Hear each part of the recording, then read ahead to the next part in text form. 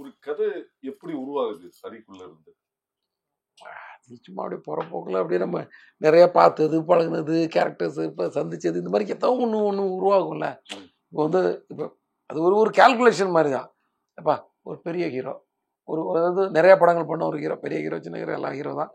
அந்த மாதிரி குறைந்த படங்கள் பண்ண ஹீரோ அப்படி பிரிச்சுக்கலாம். இவங்களுக்கு ஒரு 2-3 கதை வச்சுக்கிட்டே இருக்கணும், அவங்களுக்கு 2-3 கதை வச்சுக்கிட்டே இருக்கணும். ஒரு சின்ன பட்ஜெட்டாக இருந்தால் அதுக்கு ஒரு 2 கதை வச்சு இப்படி எல்லார்ட்டையும் ஒரு 4-5 கதை இருக்கும் இல்லையா? அந்த மாதிரி தான் அப்பப்போ வந்து நம்ம ரெடி பண்ணிக்கிறது. ஏதாவது ஒரு சின்ன படம் ரிலீஸ் ஆயிடுச்சு, ஒரு மாதத்துக்கு வந்து நம்ம வந்து வேறு வேறாவே இருக்காது. இப்போ ஸ்கிரிப்ட் அடுத்த ஸ்கிரிப்ட் என்னன்ற தேடுதல் தான் இருக்கும். ஆக்சுவலாக வந்து முன்னாடி வந்து டைம் ரிலீஸ் டேட்டு போடாமல் இருக்கிறப்போ உங்களுக்கு வந்து ஃபைனல் கட்டு முடிஞ்ச உடனே நான் கதை பேச ஆரம்பிச்சிருவேன். எப்படின்னா ஃபைனல் கட்டு முடிஞ்சதுன்னா வெளியில் வந்து எடிட் முடிஞ்சு வெளியில் வந்து உட்காந்து ரிலாக்ஸ் பண்ணுவோம்ல, அப்போது யாராவது கூட இருக்க அசிஸ்டன்ட் ரைட்டர்ஸ் இருப்பாங்க, அவங்க கூட ஏதாவது அடுத்த படத்தை பற்றியோ அடுத்த கதைகளை பற்றி பேச ஆரம்பிப்பேன். ஆக்சுவலாக இந்த படத்தில் எனக்கு சுத்தமாக எனக்கு அடுத்த வேளை சாப்பாடு என்னன்னு கேட்டாலே எனக்கு வந்து சொல்ல தெரியல, எதையாவது வாங்கி கொடுப்பா பசிக்கு அப்படின்னு அதுக்கு கூட யோசிக்கிறதுக்கு டைம் இல்லை. ஏன்னா இது வந்து நாங்கள் ஒரு டைம் லிமிட் வச்சு அந்த April 26 அச்சீவ் பண்ணணும்னு சொல்லி ப்ரொடியூசர் விஷால் 2 பேருமே கேட்டுக்கிட்டாங்க. நானும் ஓகேன்னு சொல்லிட்டேன். ஓகேன்னு சொல்லிட்டு நான் பட்ட அவஸ்தை, அதாவது சொல்லிட்டோம் எப்படா அதை கொண்டு வந்து சேர்க்க போகிறோம். ஏன்னா நிறையா ஒர்க் இருக்குல்ல. இன்றைக்கி வந்து எல்லாருக்குமே வந்து போஸ்ட் ப்ரொடக்ஷன்றது வந்து ஒரு பெரிய பணியாகிடுச்சு. ஈஸியாக வந்து ஒரு எடிட் முடிஞ்ச உடனே முன்னாடிலாம் முடிஞ்ச மாதிரி இருக்கும். ஸோ இதுக்கு நடுவில் என்னால் வந்து எதையுமே யோசிக்க முடியல. நான் என்ன யோசிச்சிருக்கேன்னு, ரிலீஸ்க்கு அன்றைக்கி அடுத்த நாள் காலையில் வந்து நம்மளே வந்து ஒரு விபூதி ஊதுபத்தியை கொளுத்தி வச்சு பூஜை போட்டு நம்மளே ஒரு ஏதாவது ஒரு 2 கதையை எடுத்து உருட்ட ஆரம்பிச்சிடணும். ஏன்னா ஒரு 2 கதை வந்து அப்படியே ஒரு ஃபினிஷ் ஆகாமல் இருக்குது. அது ஒரு கதையாக மட்டுமே இருந்துகிட்ருக்கு. இன்னும் வந்து அது வந்து ஒரு பிளேயாக மாறல. ஸோ அதை ஃபினிஷ் பண்ணிவிடுவோம். பிளேயாக இருக்கிறது அப்புறம் கூட பார்த்துக்கலாம் அப்படின்னு ஒரு முடிவோடு இருக்கேன். எப்படின்னு தெரில. சார் நீங்கள் பொதுவாக திருநெல்வேலி தூத்துக்குடி பேக்ட்ராப் தான் நிறைய பண்ணியிருக்கீங்க. இது முதல் முறையாக வேலூர் பேக்ட்ராப். இந்த ரத்தமோட டிராவல் எப்படி இருக்கு? ஏன் வேலூர்? வேலூர்ன்ற நான் நிறையா புழங்கினது என்னோட சொந்த ஊர் தூத்துக்குடி திருநெல்வேலி. நான் நிறையா புழங்கினது வந்து இங்கே இந்த பக்கம் தான், நார்த் தமிழ்நாடு தான், மெயினாக சென்னை. என்னென்னா சென்னைனா நான் சிட்டிக்குள்ளே இருக்க மாட்டேன். ரியல் எஸ்டேட்டுன்னு சொல்லி சும்மா 100 கிலோமீட்டருக்கு அங்கேயும் பைக்கில் சுற்றிட்டு இருப்பேன். ஸோ எனக்கு இந்த பக்கம் வந்தவாசி தான் எனக்கு சிட்டி. இந்த பக்கம் பார்த்தீங்கன்னா வேலூர் பக்கத்தில் ராணிப்பேட்டை வரைக்கும் எனக்கு சிட்டி தான். எனக்கு என்னுடைய 1 ஹவரில் நான் பைக்கில் எவ்வளோ தூரம் போகிறேனோ அதெல்லாம் எனக்கு வந்து என் கண்ட்ரோலில் உள்ள ஏரியா மாதிரி. இந்த பக்கம் பார்த்தா கும்பிடி இப்படி வச்சுருக்கோம். ஸோ இந்த மக்கள் கூட நான் நிறையா பழகியிருக்கேன். ரியல் எஸ்டேட் டைம்லேயும் சரி, மற்ற நேரங்கள்லேயும் சரி வந்து நிறையா ஃப்ரெண்ட்ஸும் நிறையா பேர் உண்டு என் கூட படித்தவங்க. ஏன்னா ஒரு சென்னை வாசின்னும் போது சென்னை மக்களோட இது மட்டுமே நம்ம தெரிஞ்சிருக்கிறது சில பேர் இந்த அவுட்ஸ்கர்ட்டில் போய் பழகும்போது அவங்களோட கல்ச்சர் ரொம்ப வித்தியாசமாக இருக்கும், ரொம்ப பாசமாக இருப்பாங்க. ஸோ இந்த ஏரியா வச்சு ஒன்று பண்ணணும்னு நினச்சிட்டு இருக்க காலகட்டத்தில் தான் எனக்கு வந்து தங்கர் பச்சான் சார் பண்ண படங்கள், அப்புறம் சேரன் சார் கூட தங்கச்சான் படம், அதெல்லாம் வந்து இந்த பன்ருட்டி, இந்த பக்கம் கடலூர் பன்ருட்டி, இந்த ஏரியா வச்சு வரும்போது ரொம்ப இன்ட்ரெஸ்ட்டாக இருந்துச்சு. இந்த ஏரியா வச்சு பண்ணுறாங்க. அப்புறம் இப்போ லேட்டஸ்ட்டாக இப்போது கொஞ்சம் பேர் கூட நம்ம ரஞ்சித் கூட நம்ம சென்னையோட அவுட்ஸ்கர்ட்டை வச்சு நிறைய படங்கள் பண்ணுறாரு. அதெல்லாம் இன்ட்ரெஸ்ட்டாக இருந்துச்சு. சரி நம்மளும் ஏன் பண்ணக்கூடாது? சரி நம்ம அவங்க அளவுக்கு ரொம்ப ஆளுமையோடு வந்து அந்த கல்ச்சர் அப்படியே கரெக்டாக பண்ணிட முடியாது. சரி ஒரு கமர்ஷியல் படம் எடுத்துக்கிட்டு இந்த பக்கம் ஒன்று பண்ணுவோம். சரி நமக்கு எது சென்டர் பார்ட் எது?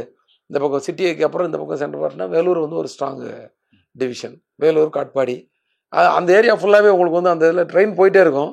இந்த பக்கம் காட்பாடி இருக்குது, இந்த பக்கம் வேலூர் இருக்கும், அந்த பக்கம் வாணியம்பாடி இருக்கும், இந்த பக்கம் ஆம்பூர் இருக்கும், இந்த பக்கம் ஆற்காடு இருக்கும், அந்த பக்கம் ராணிப்பேட்டை இருக்கும். இப்படி போயிட்டுருக்கோம்.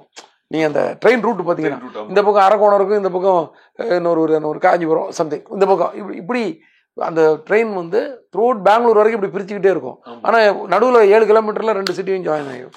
இந்த மாதிரி இருக்கும். இதெல்லாம் வந்து அப்சர்வ் பண்ணி வேலூரில் வந்து ஹைவேஸுக்கு நடுவில் 8 பிரிட்ஜ் இருக்கிற ஒரே ஊரை தான்.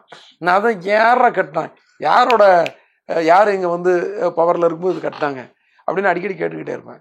ஏன்னா அந்த மாதிரி எங்கேயுமே நான் பார்த்ததில்லை. அதுவும் சிட்டிக்குள்ளே ஹைவேஸ் போகும், எல்லாத்துக்கும் பிரிட்ஜஸ், எல்லாமே க்ளீனாக இருக்கும், எல்லா இடமும் வந்து வேலூர் தூய்மையாக இருக்குது. இதெல்லாம் பார்த்துருக்கேன் நிறையா. நான் வந்து அங்கே வந்து டைலாக் எழுதுறக்கா போவேன். பக்கத்துலேயே ஒரு சிட்டி, நம்ம இங்கே வந்து டக்குன்னு ஒரு 2 மணி நேரத்தில் ஓடிடலாம். ஸோ வேலூரை வச்சு பண்ணலான்னு ஐடியா பண்ணும்போது அதை பற்றி அப்சர்வ் பண்ணி வேலூர், காட்பாடி, அந்த பக்கம் பார்டருக்கு அந்த பக்கம் சித்தூர். ஸோ சித்தூர்லேருந்து ஒருத்தன் வந்து இங்கே வந்து ஒம்பு பண்ணான்னா அவனுக்கு என்ன, இங்கேருந்து ஒருத்தன் அங்கே போய் ஒரு பிரச்சனை பண்ணால் என்ன, அந்த ரூல்ஸ் அண்ட் ரெகுலேஷன் எப்படி மாறும், இந்த போலீஸோட லெவல் என்ன, அந்த போலீஸோட பவர் என்ன, இவங்க இங்கே வரணும்னு என்ன பண்ணாங்க, இப்படிலாம் ஒரு விஷயங்கள்லாம் அதுக்குள்ளே அந்த ஒரு ஆக்ஷன் தீம் உள்ளே வந்துடும் ஆட்டோமேட்டிக்காக.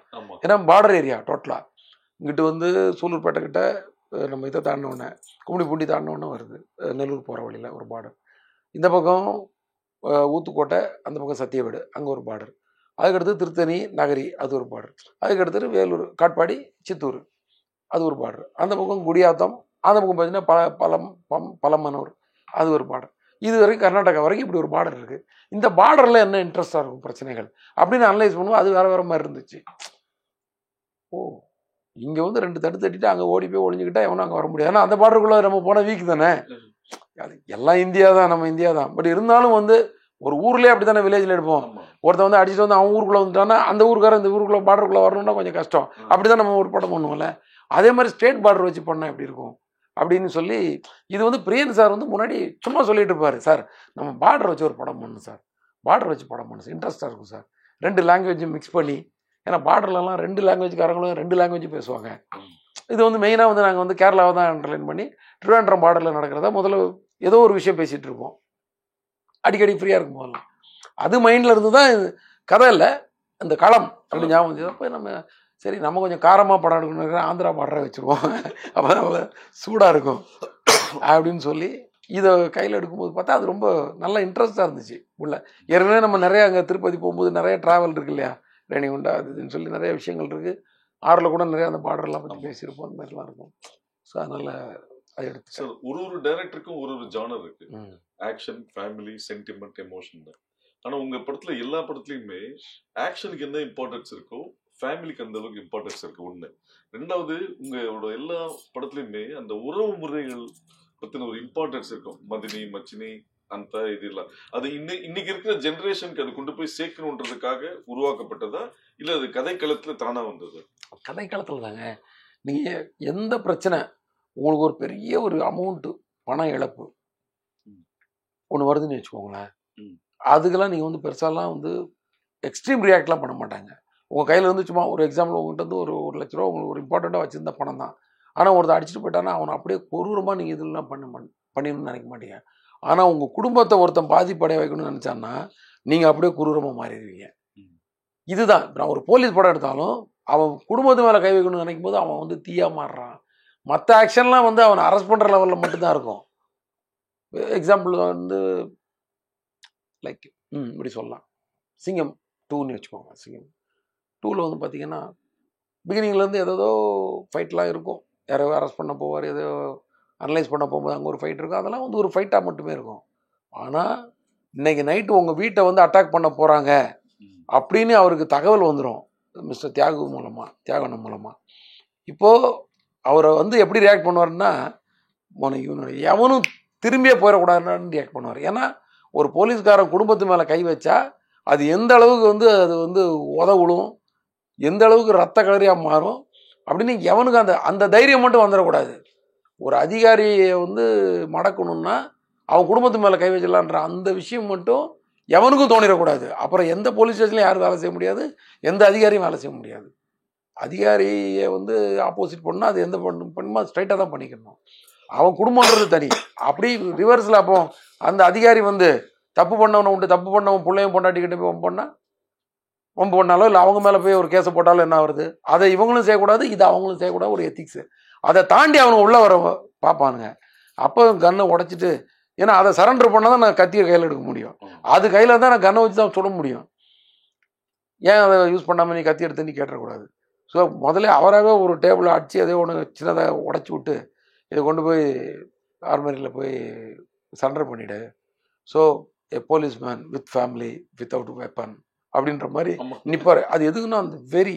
அந்த கதையை சொல்லும்போது நான் ஜிகிட்ட சொன்னேன், ஜி நீங்கள் வந்து உங்களை ஒருத்தர் ரோட்டில் திட்டினான்னா நீங்கள் தாங்கிடுங்க, ஆனால் தம்பியை திட்டினான்னு வச்சுக்கோங்க, கார்த்தி ஒருத்தன் திட்டினான்னு உங்களால் தாங்க முடியாது.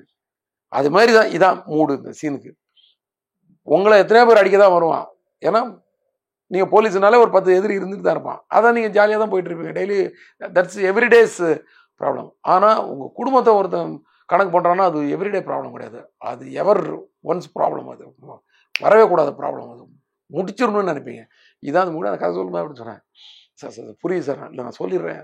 இதே மாதிரி தான் தொண்டை தண்ணி வாங்கிட்டு அந்த ஏன்னா நான் செகண்ட் ஹாஃபில் அந்த ஃபைட் வர்றதுனால அதுக்கு முன்னாடி 5 மணி நேரம் கதை சொல்லி அப்படி டயர்டு விடுங்க போதும்னாரு என்ன ஆக்சுவலாக. ஏன்னா அப்படி எனக்கு அதை சொல்லி முடிச்சிடணும்னு சொல்லி அப்படி வர கேட்டை விழுத்து போட்டு அடிச்சு நொறுக்கி வெட்டி குத்தி இங்கேருந்து புட்டிச்சு ஜீப் எடுத்துகிட்டு வந்து தங்கராஜ் வீட்டுக்குள்ளே அந்த வெறியோட வந்து போடா போய் எல்லாத்தையும் போய் இது பண்ணிக்கோ அப்படின்னு அந்த அந்த சவால் விடுறதுல அந்த அவன் வந்து வார்ன் பண்ணிட்டு போகிறது. போலீஸ்காரன் குடும்பம் மேலே கை வச்சா நான் ஒன்று அங்கே வச்சு காட்டியிருக்கேன், எல்லாம் பாரு இனிமேல் எவனும் வந்து பக்கத்தில் வந்துட மாட்டான் அப்படின்ற மாதிரி அந்த வெறியை கொப்பளிச்சிருப்பாரு. ஸோ இது எங்கேருந்து வருது பாருங்களேன், எவ்வளோ பெரிய இப்போ நீங்கள் சொன்ன ஆக்ஷன் படம் வந்து குடும்பத்துக்குள்ளே இருந்தால் அந்த அவ்வளோ பெரிய ஆக்ஷனாக மாறுது. இல்லாட்டி ஒரு போலீஸ் ஆக்டிவிட்டியாக லத்தி சார்ஜ் இல்லைன்னா முட்டிக்கு கீழே வந்து சுடுறது, அவனை பிடிச்சி அரெஸ்ட் பண்ணுறது, அவனுக்கு ட்ரீட்மெண்ட் பண்ண இப்படி தான் இருக்கும். அவர் டேனியை கூட அப்படி அடிக்கலை. ஏன்னா ஏதோ ஒன்று இந்தியன் போலீஸை பற்றி தப்பாக பேசணும்னு சொல்லி சட்டையை பிடிச்சி 2 அறை விட்டு சட்டையை பிடிச்சி இழுத்துட்டு போயிடுவார். ஆனால் தான் குடும்பத்தை அட்டாக் பண்ணின்னு வந்தோடனே பர்சனலைஸ் ஆனோடனே அந்த வெறி வந்துச்சு பார்த்தீங்களா, அதுதான் அது. அதனால நம்ம கதை பண்ணும்போதே வந்து ஒரு ஃபேமிலி ஓரியன்டாக பண்ணும்போது ஆட்டோமேட்டிக்காக அந்த அந்த கோவம் வந்துடுது. அந்த ஏன்னா என்ன ஒன்று பண்ணால் பரவாயில்ல, என் மாமா மேலே எப்படா கை வச்சுன்றது தான் தாமிரபரணியில் விஷாலோட கோவம். அதனால தான் அந்த வெறியில் தான் போய் அருவாள் எடுத்துட்டான். அருவாள் எடுத்தா மிஸ் ஆகி இன்னொரு நல்ல ஒன்று மாட்டிக்கிட்டான். யாரை அவன் டார்கெட் பண்ணா அவன் தப்பிச்சிட்டான், யார் நல்லவனோ அவன் தடுக்க வந்தவன் கை மாட்டிக்கிச்சு. ஆனால் காரணம் வந்து அவங்க மாமா வேலை தான். ஏன்னா அந்த மாமான்றது எல்லாம் மறைச்சிக்கிட்டே இருப்பாங்க, ஆனால் ஒரு இடத்துல வந்து ஒருத்தன் சொல்லிடுவான், அது தாங்க முடியாது யாராலையும். ஓகே, இதான் அதனால இதுதான் கரெக்டான பதில் நினைக்கிறேன் உங்களுக்கு. சரி, இப்போ ஹரியோட ஸ்டைல் ஆஃப் ஃபிலிம் மேக்கிங்னா அருவாள் இது மாதிரி ஒரு விஷயங்கள் தான் இருக்கா, அதுலயே நீங்க இருக்கணும்னு பாக்குறீங்களா? இல்லைன்னா இப்போ கேபி சார் வந்து வெரைட்டிஸை பண்ணாலும் நடுவில் ஒரு லவ் படங்கள் புது புது மாதிரி விஷயங்கள் பண்ணியிருக்காரு. முழுக்க முழுக்க ஒரு லவ் ஸ்டோரி வித் ஒரு 6 சூப்பர் சாங்ஸ் மாதிரி வேற ஒரு ஜானர்ல பண்றதுக்கு ஹரி சாருக்கு இன்ட்ரெஸ்ட் இருக்கா? நீங்க சொல்ல கதையை என்னால் எடுக்க முடியாதுங்க. நீங்க கதையை சொல்லிட்டீங்க, அது தெரியல எனக்கு, அது சரியா செட் ஆகாது அந்த நேரத்தில் எனக்கு அப்படி போயிட வேண்டியது. அப்புறம் சார், இப்போ சினிமா இன்னைக்கு டெக்னாலஜி வந்து டிஜிட்டல் வந்துருச்சு. ஆனா இப்போ சமீபத்தில் சில டைரக்டர்ஸ் ப்ரொடியூசர்ஸ் என்ன ஃபீல் பண்றாங்கன்னா, அந்த ரீல்ல எடுத்ததை விட இன்னைக்கு டிஜிட்டல் எக்ஸ்பென்சிவ் ஜாஸ்தியா இருக்கு, ஒரு நாளைக்கு இவ்வளவு ஹார்ட் டிஸ்க் தேவைப்படுது, இது வருது, பேசாம ரீல்கே திருப்பி போலாமா அப்படின்ற மாதிரி ஒரு விஷயங்களும் போயிட்டு இருக்கு. இன்னும் அந்த கிறிஸ்டோபர் நோலன் ஃபிலிம்ல தான் எடுத்திருக்காரு படம். ஸோ அது மாதிரி இங்க திருப்பி ரீல்ல எடுக்கிற விஷயங்கள் வருமா? நீங்க ரெண்டுத்துலயுமே பயணப்பட்டிருக்கீங்க, எது பெஸ்ட்னு உங்க பார்வை என்ன? எது பெஸ்ட்னா நம்ம எல்லாத்தையும் எப்படி யூட்டிலைஸ் பண்ணிக்க போறோம்னு தான் சொல்லணும். அதை வச்சுதான் அது பெஸ்ட் ஆகும்.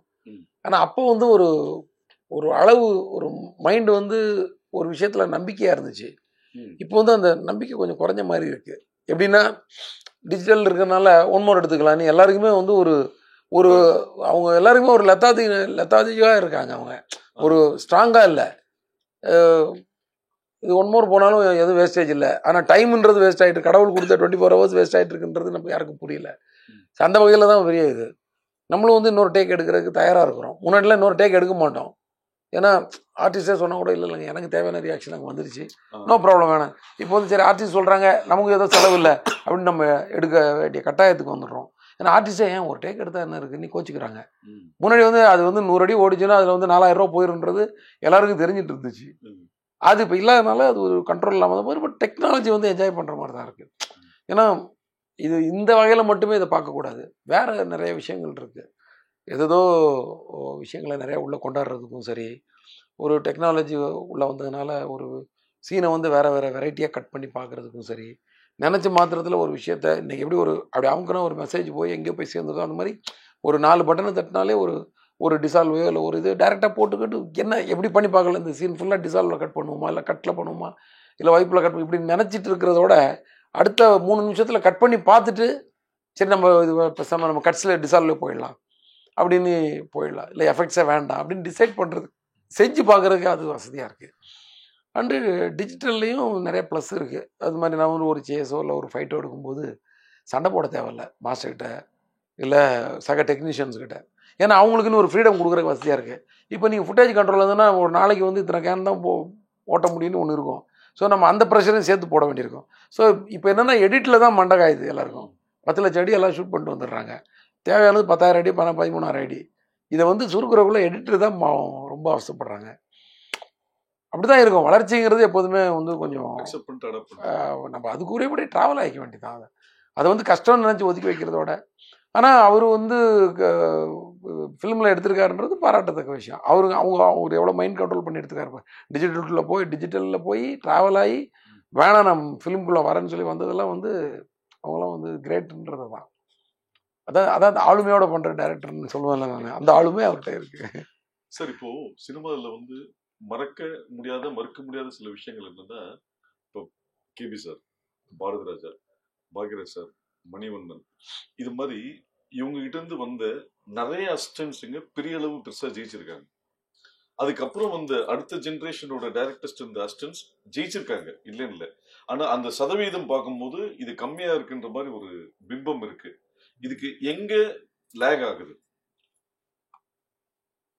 அது எனக்கு கரெக்டா பதில் எனக்கு கரெக்டா தெரியல. அது தெரியல, ரொம்ப கஷ்டமான கேள்வியா இருக்கு. அதுக்கப்புறம் இப்போ ரெகுலரா என்னையும் புது புது டேரக்டர் வந்துட்டு தான் இருக்காங்க. இன்றைக்கும் எனக்கு இது 100% எனக்கு அக்செப்ட் பண்ணவும் முடியல. ஏன்னா இன்றைக்கும் வந்து புது புது டேரக்டர் தான் நல்ல நல்ல படங்கள் எடுத்துருக்காங்க. ஒரு அயோத்தியா இருக்கட்டும், எனக்கு அவ்வளோ அதான் எந்த டேரக்டரோட அசிஸ்டன்ட் யாருன்றதுலாம் அவ்வளோ நமக்கு தெரியல நமக்கு, அது ஒன்று. அதனால எனக்கு ஏன்னா முன்னாடி நீங்கள் சொன்ன அந்த நேம் எல்லாம் வந்து அப்படி இருக்கும். ஸோ அவங்க அசிஸ்டன்ட் ஒருத்தர் வர்றாருன்னா அதுவே ஒரு பெரிய பப்ளிசிட்டியாக மாறும். இன்றைக்கி அந்த மாதிரி எதுவும் பெருசாக இவரோட அசிஸ்டன்ட் அவரோட அசிஸ்டன்ட் இவருன்ற மாதிரி நிறைய விஷயங்கள் வரமாட்டேங்குது. ஒருவேளை நம்ம அதை அனலைஸ் பண்ணால் உள்ளே போய் பார்த்தா நீங்கள் யார்கிட்ட ஒர்க் பண்ணி கேட்டால் மேபி அவங்க ஒரு அடையாளத்து சூப்பர் அப்படின்னு நம்ம சொல்லலாம். அதனால எனக்கு அதுக்கு கரெக்டாக எனக்கு பதில் சொல்ல தெரியலன்னு வச்சுக்கலாம். சார், நம்ம இந்த துறையில் ஒரு அங்கீகாரத்தை நோக்கி தான் நம்ம பயணப்படுறோம். நீங்கள் கேபி சார்ட்ட செந்தில் சாருக்கு அப்புறம் கேபி சார்ட்ட ஒர்க் பண்ணீங்க, அசிஸ்டண்டாக இருந்து தொழில் கற்றுக்கிட்டீங்க. அப்படி இருக்கும்போது பாலச்சந்திரன் உதவியாளராக இருந்த நீங்க பாலச்சந்தர் தயாரிப்பில் 2 படம் பண்ணீங்க. அதை எப்படி பாக்குறீங்க? பயங்கர கேபி சார் கவிதாலயால படம் பண்றதே ஒரு பெருமையான விஷயம். அது நான் அங்கேயே ஒர்க் பண்ணிட்டு அங்கேயே படம் பண்றதெல்லாம் வந்து ஒரு மிகப்பெரிய ஒரு வாய்ப்பு. வரப்பிரசாதம். இதுல வேற டேரக்டர்கிட்ட வேற கதை சொல்ல வச்சுட்டாங்க மேடம். வேணாம் மேடம், விட்டுருங்க மேடம், சும்மா பாருங்க சொல்லுங்க அப்படி உட்காந்துட்டு கதை சொல்றதுன்றதே ஒரு பயங்கரமான ஒரு சேலஞ்ச். அவர்கிட்ட சொன்னேன் ஒரு கொஞ்ச நேரம், முடிஞ்ச அளவுக்கு தம் கட்டினேன். அவரும் வந்து அப்படியே கேட்டு பயங்கரமா கேட்டு ப்ரெஷர் போட்டு கேட்டுருலாம் நினைக்கல. அவர் ஒரு அந்த கன்சர்னோட ஒரு டைரக்டரா வந்து அவர்கிட்ட ஒரு இன்ட்ராக்ஷன் வேணும்னு தான் நினச்சிருக்கேன். ஸோ நான் சொன்ன உடனே அடுத்து வாட் டெக்ஸ்ட் வாட் கேட்டுறாரு. ஓரளவுக்கு சொன்னேன், அதிலே அவருக்கு புரிஞ்சிருச்சு இவனால் இவ்வளோ தான் சொல்ல முடியுது. ஒரே ஒரு ஐடியா தான் சொன்னார், உன்னோட படங்களில் வந்து லேடிஸ் அந்த ஹீரோயின் கேரக்டருக்கு வந்து ஒரு பார்ட்டிசிபேஷன் எண்டு வரைக்கும் கொண்டு போகிற மாதிரி பார்த்துக்கோப்பா அப்படின்னாரு. அது ஏன் எது அவ்வளோ டீட்டெயிலாக கூட அவர் சொல்லலை, பார்த்துக்கோ அப்படின்னு. ஏன்னா அப்போ தானே ஒரு படம் பண்ணிட்டு வரோம். அப்போ நான் யோசிச்சு பார்த்தேன், கடைசியாக அதுக்கு முன்னாடி பண்ண படத்தில் கரெக்டாக பண்ணியிருக்கோமா நீ பண்ண மாதிரி தான் தெரிஞ்சுது. ஸோ அதிலிருந்து நான் வந்து அதை வந்து அந்த பாயிண்ட்டை எடுத்துக்கிட்டேன், நான் அதை எடுத்துக்கிட்டேன் அவர் சொன்ன அந்த விஷயத்த. ஸோ அது அவர் சொல்லும்போது தான் இன்னொரு விஷயம் எனக்கு ஞாபகம் வந்துச்சு. நம்ம பாக்யராஜ் சார் சொன்ன ஒரு விஷயம் என்கிட்ட டைரெக்டாக சொல்லலை, அது இன்னொரு டைரக்டர்கிட்ட சொல்லியிருக்காரு. அவர் சொல்லி எனக்கு கேள்விப்பட்டேன். என்னென்னா, நீங்கள் ஒரு கதையை வந்து அவுட்லைனாக சொன்னீங்கன்னா அதில் அந்த ஹீரோயின் கேரக்டர் இருக்கணும் அந்த அவுட்லைனுக்குள்ளே அப்படின்னு சொன்னதா ஒரு தகவல். இது பயங்கரமான, அதாவது திருக்குறள்லாம் வந்து இவங்கெல்லாம் வந்து போகிற போக்கில் அடிச்சுட்டு ஒரு குறளை போட்டு போயிடுறாங்க, திருக்குறள் மாதிரி ஒரு நல்ல விஷயத்த அப்படின்னு. அது ஸோ அதெல்லாம் கம்பேர் பண்ணி பார்க்கும்போது okay. So ladies audience plus டம்மியா ஹீரோயின் இருக்க மாதிரி தெரியாது, கடைசி வரைக்கும் ஒரு இன்ட்ரெஸ்ட்டு. எப்போதுமே வந்து ரோட்டில் ஒரு ஆம்பளைக்கு பிரச்சனைனா 10 பேர் திரும்பி பார்த்தானா, பொம்பளைக்கு பிரச்சனைனா 1000 பேர் திரும்பி பார்ப்பா. அந்த விஷயம் இதெல்லாம் மைண்டுக்கு வருது. ஒரு ரோட்டில் ஒரு பொண்ணுக்கு ஒரு பிரச்சனைனா ஹெல்ப் பண்ணுறமோ இல்லை, திரும்பி பார்க்குறது மொத்த பேரும் திரும்ப வேண்டியிருக்கும். இதே ஒரு ஆம்பளை ஏதோ குடிச்சு சண்டை போடுறான்னு சொல்லி நிறைய பேர் பாஸ் ஆகி போயிட்டே இருப்போம். விஷயம் தெரிஞ்சவங்க மட்டும் தான் 10 பேர் நிற்பான். இந்த மாதிரி ஒரு கருத்தெல்லாம் அவங்க மூலமாக நமக்கு வந்துச்சு. ஸோ அதை கனெக்ட் பண்ணி தான் நான் வந்து சாமியிலே அதுக்காக எப்போ கடைசி வரைக்கும் இந்த ஒய்ஃப் கேரக்டர் ட்ரிஷா கேரக்டர் வந்து இந்த போனா கேரக்டர் வந்து அவருக்கு மோட்டிவேட் பண்ணுற மாதிரி எதாவது பண்ணணும். எங்ககிட்டே ஆல்ரெடி சில சீன் இருந்துச்சு, அதை வந்து வேறு மாதிரி அவர் சொன்னதுக்கு ஏற்றபடி கன்வெர்ட் பண்ணிக்கிட்டோம். அதில் தான் அந்த ஃபேமிலி மெம்பர்ஸ் எல்லாம் கம்பல் பண்ணி நீங்கள் போயிடுங்க ஊரை விட்டுமாங்க, இவங்க வந்து அவர் யாரும் டிஸ்டர்ப் பண்ணாதீங்க, எல்லாம் கெட் அவுட், எனக்கு அவர் மேலே நம்பிக்கை இருக்குதுன்னு சொல்லி ஒரு மோட்டிவேட் பேசுவோம். அதெல்லாம் வந்து சீனாக இருந்தால் கூட இதெல்லாம் மைண்டில் வச்சு அதை நல்லா எலிவேட் பண்ணி அந்த ஹீரோயினுக்கு இம்பார்ட்டன்ஸ் அப்படி கொடுத்துட்டோம் நாங்கள். அதே மாதிரி உங்களை கேவி சார்ட்டு கூப்பிட்டு போனது சரண் சொல்லி சொன்னீங்க. ஆமாம். ஸோ அவர் கூட 3 படம் ஒர்க் பண்ணீங்க. ஸோ அவர் ப்ரொடக்ஷனில் 6, சூர்யா கூட ஃபர்ஸ்ட். அந்த ட்ரிகரிங் பாயிண்ட். ஏன்னா நீங்க சூர்யா சார்ட்ட கதை சொல்லும் போது நானும் இருந்தாங்க. அப்படியா? ஆமா. அங்க பக்கத்துல ஆபீஸ் பக்கத்துல ஒரு ஹோட்டல்ல உட்காந்து பேசணும்ல. அது வந்து ரொம்ப கொஞ்சம் பயமா இருந்துச்சு. ஏன்னா எல்லாம் அப்பதான் வந்திருக்கோம், எல்லாம் அதுக்குள்ள ப்ரொடக்ஷன் போக வேண்டியிருக்கு. அவர் ப்ரொடக்ஷன் பண்ணாலும் நம்ம ப்ரொடக்ஷன் பண்ணாலும் ஒன்று தான், 2 பேருக்கும் ஒரே பையனாக தான் இருக்க போகுது இல்லையா. நம்ம வெறும் டைரக்டர் தான், ப்ரொடியூசர் ஆச்சு அவராச்சு நம்ம விட்டுட்டு போக முடியாது, அந்த மாதிரி ஆயிடுதுல. அப்போது ஒரு படம் முன்னாடியே ஜி சொன்னார், மாதிரி ஒரு படம் பண்ணணும், நீங்கள் தான் ஃபர்ஸ்ட் படம் பண்ணணும். நான் ப்ரொடக்ஷன் பண்ணும்போது ஜி இந்த ஒரு படம் முடிச்சிடறேன், நான் எல்லாருமே கொஞ்சம் ஸ்ட்ராங் ஆகிக்கலாம், ஃபினான்ஷியலாக ஸ்ட்ராங், அதுதான் சொன்னேன், ப்ராக்டிக்கலாக சொல்லிடுறேன். என்ன இப்போ ஃபினான்ஷியலாக கொஞ்சம் ஸ்ட்ராங் ஆகிக்கலாம், ஏன்னா இது நீங்கள் எடுத்தாலும் ஒன்று தான், நான் எடுத்தாலும் ஒன்று தான், ப்ரெஷர் கொஞ்சம் அதிகமாக இருக்கும். அப்போ கொஞ்சம் டென்ஷன் இல்லாமல் இருக்கணும்னா கொஞ்சம் எல்லாருமே கொஞ்சம் நீங்களும் கொஞ்சம் ஸ்ட்ராங் ஆகிக்கோங்க அப்படின்னு சொன்னேன். நீங்கள் எப்போ வேணாலும் பண்ணுங்கன்ற, அவருக்கு ஒன்றும் உடனே பண்ணுன்ற மாதிரிலாம் இல்லை. அதுக்கப்புறம் தான் நான் வந்து ஐயா முடிச்சுட்டு வந்து 6 பண்ணேன். பண்ணும்போது அந்த அந்த டென்ஷன் மட்டும் எனக்கு இருந்துச்சு, கரெக்டாக இது கொண்டு போய் சேர்க்கணுமே, இந்த படம் எப்படியா ஓடணுன்ற டென்ஷன் அந்த படத்துக்கு நிறையா இருந்துச்சு எனக்கு. ஏன்னா ஒரு டைரக்டரு, அவரு ஒரு சினிமாவிலேருந்து கஷ்டப்பட்டு வந்திருக்காரு, அவர் ஒரு ப்ரொடக்ஷன் பண்ணும்போது அது எப்படியாவது அந்த படம் வெற்றி ஆயிடுச்சுன்னா அவரும் தொடர்ந்து படம் எடுப்பார். ப்ளஸ் அவர் நம்மளால் பாதிக்கப்பட்ட மாதிரி ஒரு இதுவாக அவரால் தான் நம்ம வந்தோம், நம்மளால் அவர் கிடையாது, நம்மளால் அவர் பாதிக்கப்படக்கூடாதுன்ற அந்த டென்ஷன் இருந்துச்சு. அப்புறம் அது நல்லபடியாக அது செட் ஆயிடுச்சு. செட் ஆனதுனால சந்தோஷமாக இருந்துச்சு. சார், உங்களோட 17 படத்தில் விக்ரம் கூட 3, சூர்யா கூட 5, விஷால் கூட 3ஆவது. ஆனால் சரத் சார், சிம்பு, அருண் விஜய், தனுஷ், பரத், பிரசாந்த் இவங்க எல்லாருக்கூடயும் ஒரு படம் தான். 2வது படத்துக்கு உண்டான கதை செட் ஆகலையா? என்ன ரீசன்? இதுக்கெல்லாம் ரீசன் கிடையாது.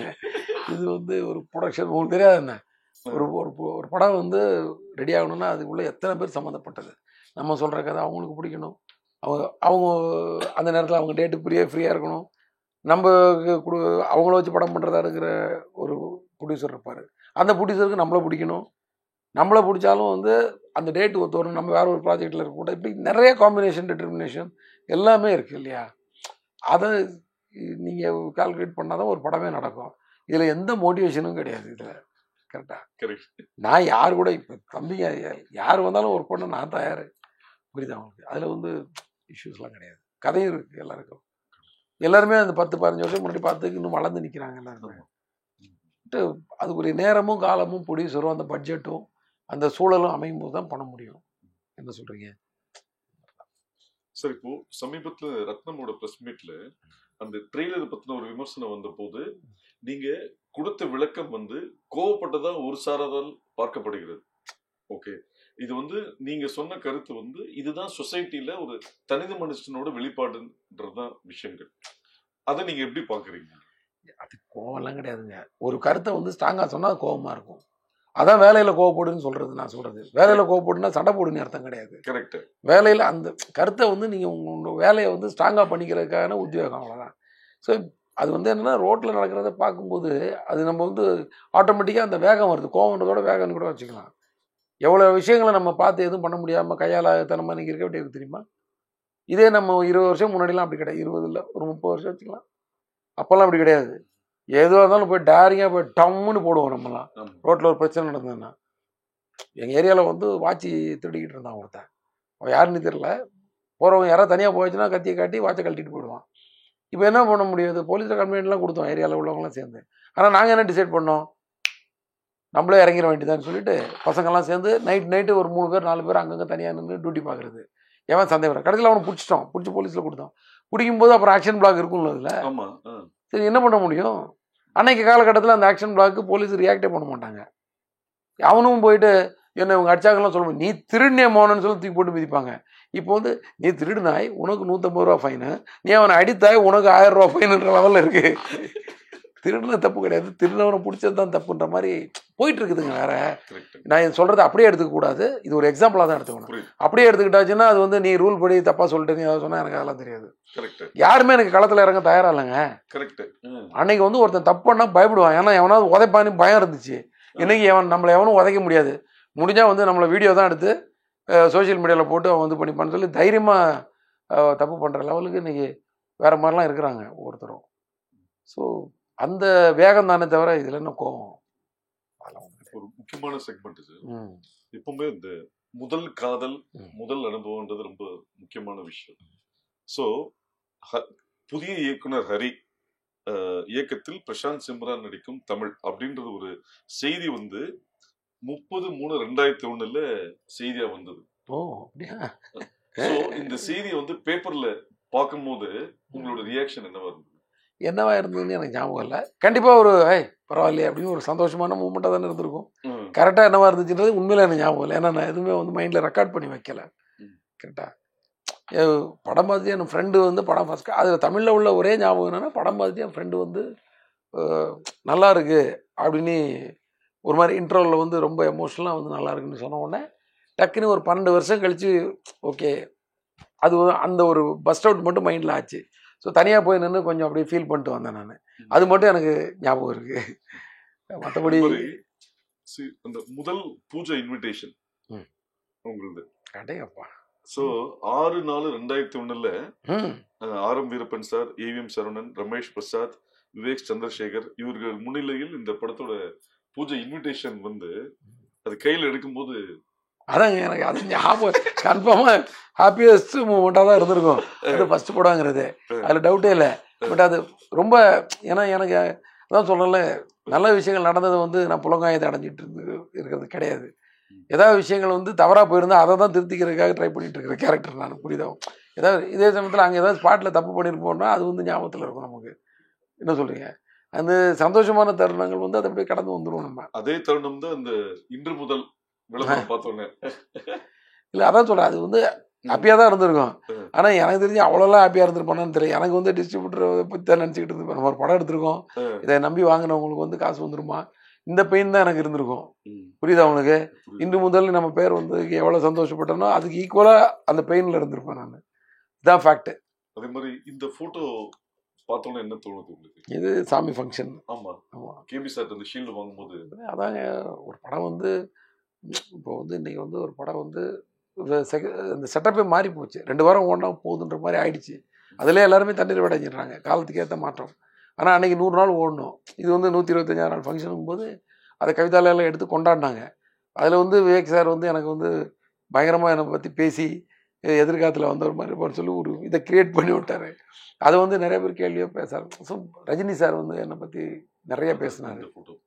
பார்த்தீங்கன்னா பேசினார். அதெல்லாம் வந்து முதல்ல வந்து நம்மளை பற்றி பேசுனதை விட அந்த மாதிரிலாம் பேசுறதுக்கு அவங்களுக்கு மனசு வருது பாருங்க.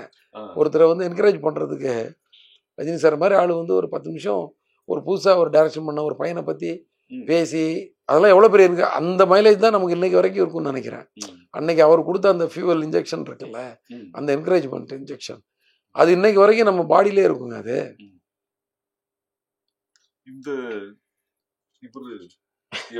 பார்த்தேன் ஸ்தேன் செரின் மூவி மேக்கர்ஸ் ஆஃபீஸுக்கு பின்னாடி அந்த பைக் ஸ்டாண்டில் வந்து எடுத்தது வந்து தேனி செல்வம், ஸ்டில் ஃபோட்டோகிராஃபர்.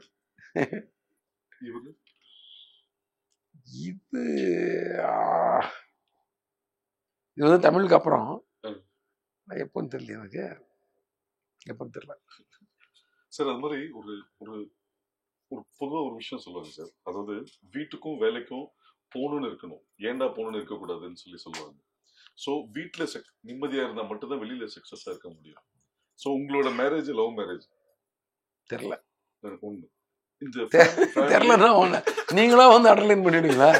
என் மேரேஜ் 3 பசங்க வளர்ந்து வெவ்வேறு ஸ்டேஜில் இருக்காங்க இன்னமும். அதாவது ஒரு படம் முடிஞ்சோடனே ஃபேமிலியோட டூர் போகிறது, இது போகிறது, ஒரு லவ்வபிளான ஃபேமிலியோட டிராவல் ஆகுறீங்க. அது ரொம்ப குடுப்பையான ஒரு விஷயம்.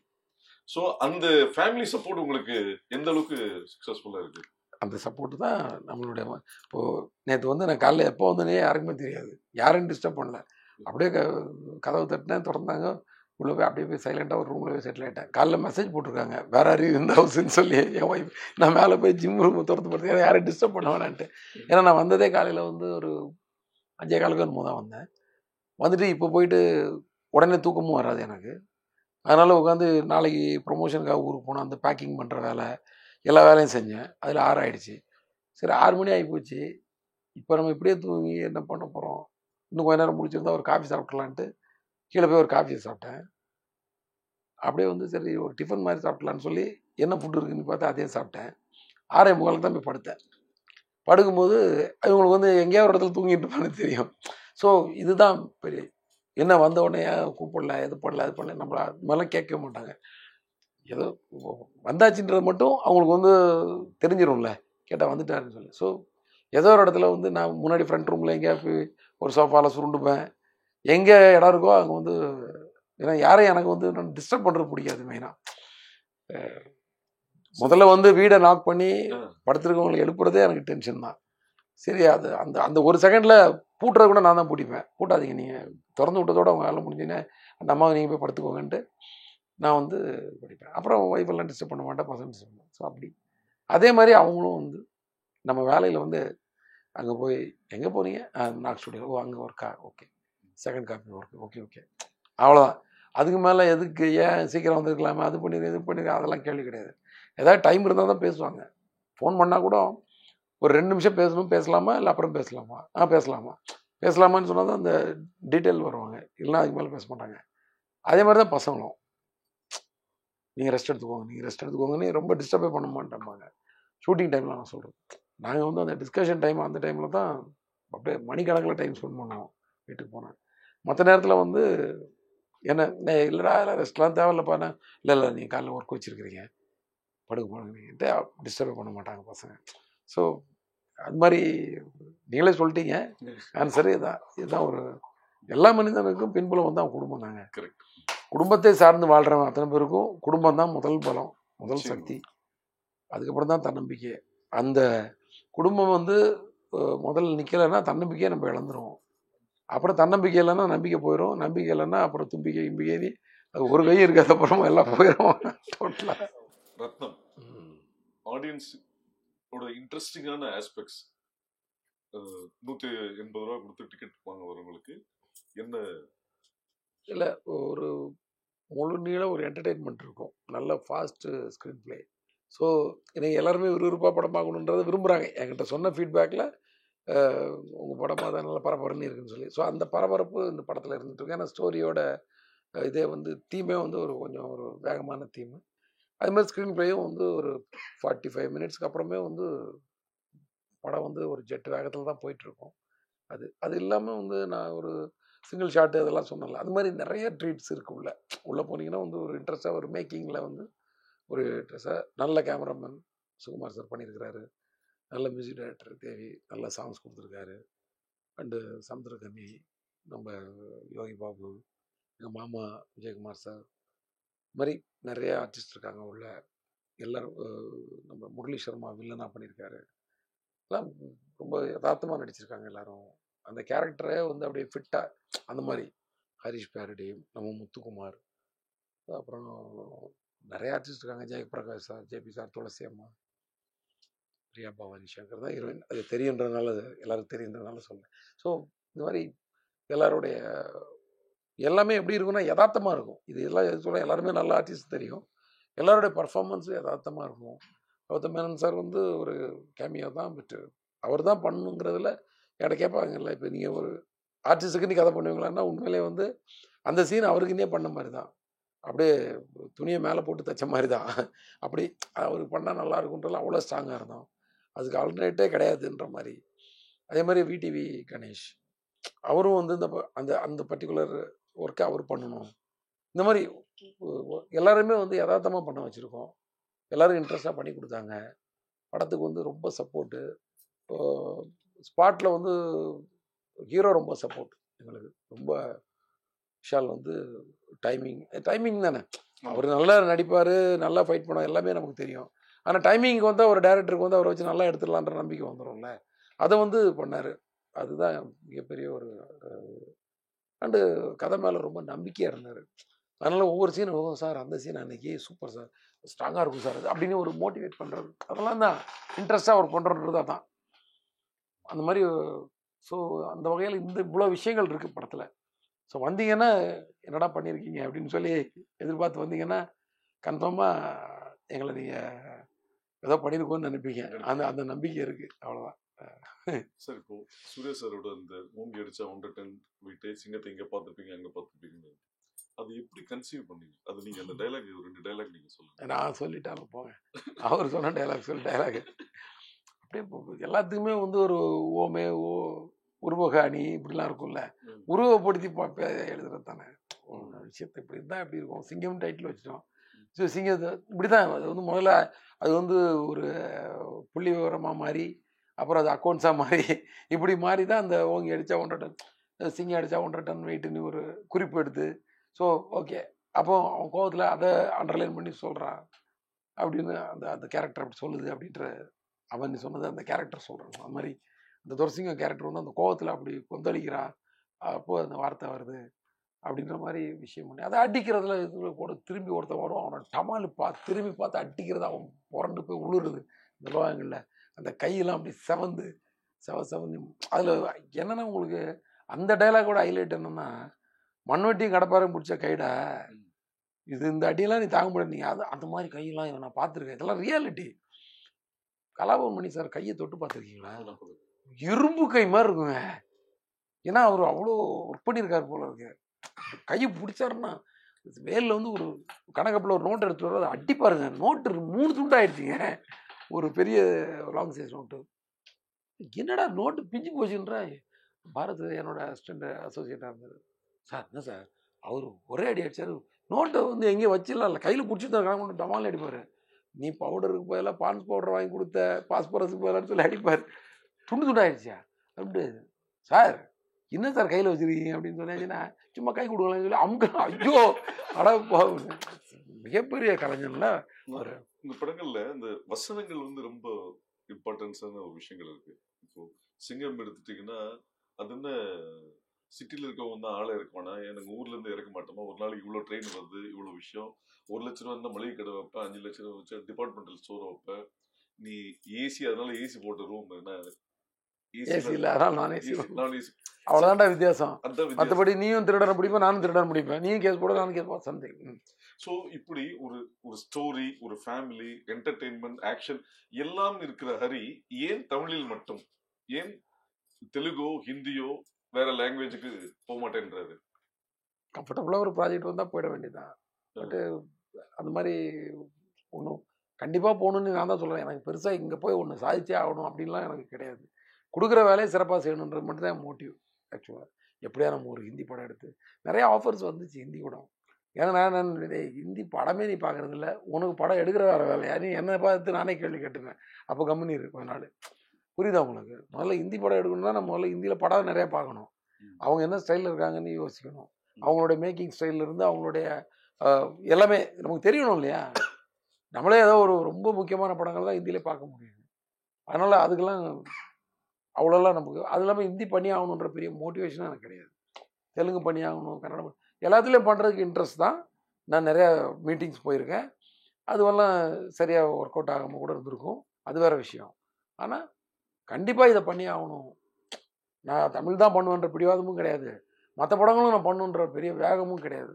எந்த ப்ராஜெக்ட் வருதோ, இப்போ அடுத்த ப்ராஜெக்ட் என்ன வருதோ அதை கமிட் பண்ணிப்பேன், அதை சிறப்பாக செஞ்சிருவோம் ஒரு வருஷம் உட்காந்து. அவ்வளோதான் சார். இது வந்து 14th April 2002 ஃபர்ஸ்ட் படம், இன்சிடென்ட்லி 26th April 17வது படம்.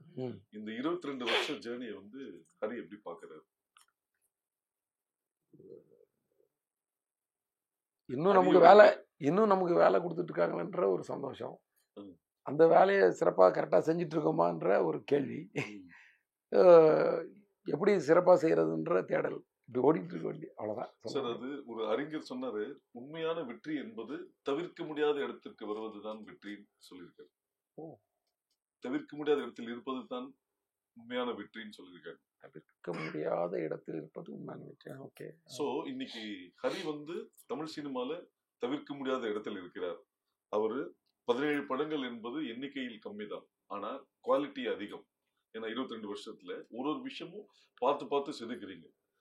விரைவில் நீங்கள் அடுத்தடுத்த லாங்குவேஜும் அடுத்தடுத்த படமும் பண்ண வாழ்த்துக்கள். அது ஓகே. தவிர்க்க முடியாத இடத்துல நல்லா இல்லைங்க, தவிர்க்க முடியாத இடம்ன்றதெல்லாம் வந்து அது 5 வருஷத்துக்கு ஒன்று மாறிக்கிட்டே இருக்கும். ஒவ்வொரு டைரக்டர் வந்து சக்ஸஸ் பண்ணுவாங்க, அப்போ அடுத்தடுத்தவங்க வந்து தவிர்க்க முடியாத இடத்துக்கு போவாங்க. எல்லா ஆர்டிஸ்ட் அவங்ககிட்ட படம் பண்ணணும்னு ஆசைப்படுவாங்க. இப்போல்லாம் நம்மகிட்ட எல்லாரெல்லாம் படம் பண்ணணும்னு ஆசைப்பட மாட்டாங்க.